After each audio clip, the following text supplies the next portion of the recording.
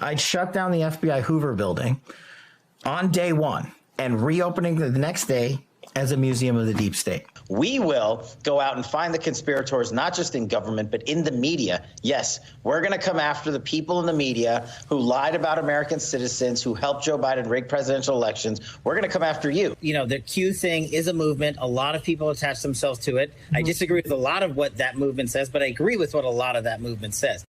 Yeah, well, that right there is your new FBI director. Kash Patel was confirmed today by the Senate in a 51-49 vote, making the former Trumpy podcast bro who published a book with a so-called enemies list in the appendix the head of the nation's premier law enforcement agency, responsible for protecting the country from global threats and terrorism, and with the power to wiretap, investigate, and arrest American citizens. What could possibly go wrong? Joining me now is David Corn, Mother Jones, Washington bureau chief and MSNBC political analyst, and George Conway, conservative attorney and MSNBC contributor in the old meaning of conservative, which has completely changed the name, the meaning. This, I feel, David, like some of the delay in Kash Patel's vote today was your fault. You've had about half a dozen different stories on Kash Patel. Tell me of the many things that you've uncovered at Mother Jones about him. What alarms you the most? You know, I think it's his general attitude. He is highly paranoid and conspiratorial. He really believes that there is a malignant deep state that has plotted for years, and he includes Bill Barr as being part of it, Christopher Wray. So it's not just the Democrats who you would, tend to think, right? But it's like everybody. I mean, this guy is obsessed with this paranoia. At Mother Jones, we've discovered that he got paid $25,000 from a pro-Kremlin propagandist to be in a film. He still hasn't explained the money he made from doing consulting work for Qatar. He has over $1 million in interest in a Chinese company that he didn't really fully explain. He did, as the intro noted, often promote QAnon, which is about as wacky as one can be. And in that enemies list, I mean, I sat through his confirmation hearings where I think you can say he lied. He said it's not an enemies list, it's just an appendix. But if you read the book, which unfortunately I did, it says these are the people who need to be investigated. So it is an enemies list, and you do see him going in and this new and punishing people in the FBI who worked on the January 6th investigations. They've been kicked out. It seems like he might have lied to the committee about his role and all that too. So I don't think he's an honest person. I think he has this agenda, and I think he's driven by irrationality. Yeah. David. I'm sorry, George. You're so focusing on the negative. I know. Can we spend a few minutes? He's also a Can we grifter. spend the rest of the segment to talk about his qualifications? Please. And we're done with that. Okay, thank you. Merit. I want to ask you, George, because the thing about it is, it's funny until he actually wiretaps a member of Congress, right? I mean, you had the D.C., the U.S. attorney from D.C. literally threaten Chuck Schumer over something he said a few years ago about how, you're going to feel the wrath of the American people. He's like, oh, that sounds like a threat. Anyone who says any criticism of the Doge kids, he could literally have your house raided. I mean, this is the threat that Republicans and Democrats are now living under.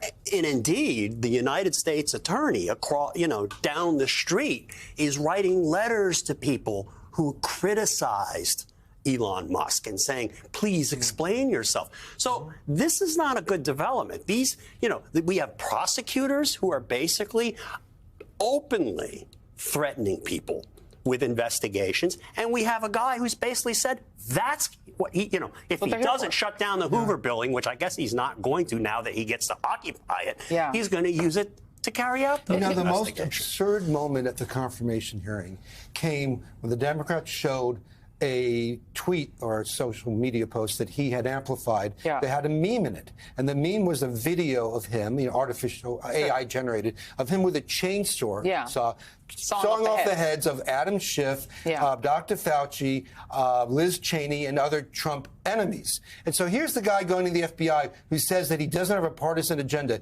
He put this social media post out, and when asked about it, He said, well, I didn't make it. I didn't make it. Yeah. As if, I mean, in any other era, Yeah. this would have been in and of itself disqualifying. I mean, Pam Bondi, during her qualification hearings, assured us, I think I have the quote here, no one will be prosecuted or investigated because they are a political opponent. The partisanship, the weaponization will be gone. America will have one tier of justice for all. She is now presiding over a department that, as you said, they will not investigate the people who are in this DEI watch list who are getting threats. She will not investigate the people who are harassing Michael Fanone and other D.C. and Metro former police officers' parents, Capitol police officers. Yeah. They don't care about that. Effectively, we have no Justice Department. Right. I mean, there's no one to call. Right. Yeah. I mean, you if you have reports that somebody is, say, using the fact that Elon Musk is running Doge to get advertising for a social media site that the guy happens to own. I mean, suppose that were to happen. Yeah. Who would you call? There's no one to call. I mean, Title 18 has this provision about extortion. Yeah. It's enforced by Department of Justice. Yeah. And I think about things like we've never found out who placed that pipe bomb at the DNC. Right. There's well, who's going to investigate that? Is anyone going to? They've even said they're not going to investigate. Yeah. You don't have to, come to this, by deduction, because they've said when it comes to foreign agents registration. That's done. It's done. Foreign bribery. We're not going to do this. We don't care about J6 crimes anymore. Don't care about that.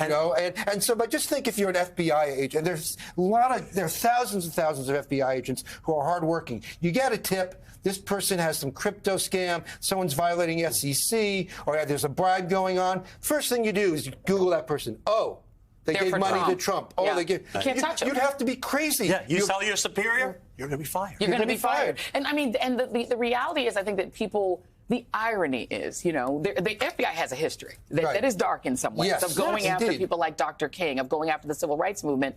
They are now the ones, essentially, who are under the tyranny of an ideologue who can do to them what they've done. Well, this is in the past. This is an authoritarian state where the Justice Department and now the National Police Force, which is kind of what the FBI is under the thumb of this guy and will do his bidding. Kash Patel will do Trump's bidding here, and and the whole thing. They go on and about weaponization. Yeah. We see with Ed Martin, the case you just brought up. We see with Kash Patel's enemies list. That's what they want to do. They keep talking about going back and investigating people who are political enemies. And, of course, Trump has been talking about that for years. There is a story that talks about how scared some members of the United States Senate and Congress are to vote against Donald Trump's nominees, that people will vote in ways that they ideologically don't want to because they're afraid of, to be frank, being hurt, harmed, or killed by Trump's supporters. And let's not forget Donald Trump released 1,500 people, some of whom are very violent and violent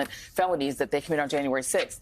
Essentially, Donald Trump has put the entire Republican Party under heel, right? Yeah, there is no right. opposition. We saw it not that very long after January 6th when people like Lindsey Graham were accosted at airports because Lindsey Graham had said something like that he was done after January 6th. He got right back on board, didn't he? Right. And, I remember Liz Cheney was campaigning out in Wyoming. She had to have her campaign had to pay for security, even in small venues for her. Remember what Mitt Romney said? Yes, he did. He said he's paying $5,000 a day for the security for him and his family. And those other members hear that. They hear that. And if any of these people are threatened again, or if President Biden is, Donald Trump has pulled their security clearances and they have no one to call. There is no federal 911. It's a chilling thought, and people should take it seriously. David Corn, George Conway, thank you, my friends. Much appreciated.